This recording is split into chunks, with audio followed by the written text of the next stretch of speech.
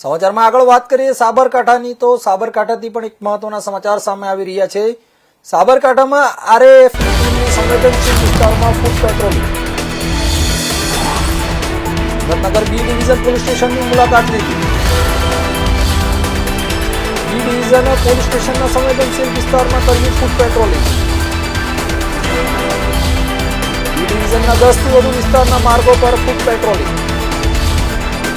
મહત્વના સમાચાર સાબરકાંઠાથી તો સાબરકાંઠામાં આરએએફની ટીમ દ્વારા સંવેદનશીલ વિસ્તારોમાં ફૂડ પેટ્રોલિંગ હાથ ધરવામાં આવ્યું હતું। હિંમતનગર બી ડિવિઝન પોલીસ સ્ટેશનની મુલાકાત પણ લીધી હતી।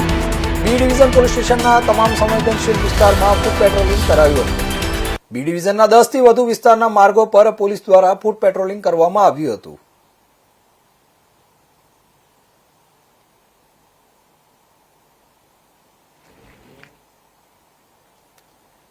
જ્યાં સાબરકાંઠાથી એક મહત્વના સમાચાર સામે આવી રહ્યા છે તો સાબરકાંઠામાં સંવેદનશીલ વિસ્તારોમાં આરએએફની ટીમ દ્વારા ફૂડ પેટ્રોલિંગ કરવામાં આવ્યું હતું। હિંમતનગર બી ડિવિઝન પોલીસ સ્ટેશનના વિસ્તારોની મુલાકાત લીધી હતી અને બી ડિવિઝન પોલીસ સ્ટેશનના સંવેદનશીલ વિસ્તારમાં ફૂડ પેટ્રોલિંગ કરવામાં આવ્યું હતું। બી ડિવિઝનના 10 થી પણ વધુ વિસ્તારના માર્ગો પર પોલીસ દ્વારા ફૂડ પેટ્રોલિંગ હાથ ધરવામાં આવ્યું હતું। ત્યાં સાબરકાંઠાથી એક મહત્વના સમાચાર તો સાબરકાંઠામાં આરએએફની ટીમ દ્વારા તમામ સંવેદનશીલ વિસ્તારોમાં ફૂડ પેટ્રોલિંગ હાથ ધરવામાં આવ્યું હતું।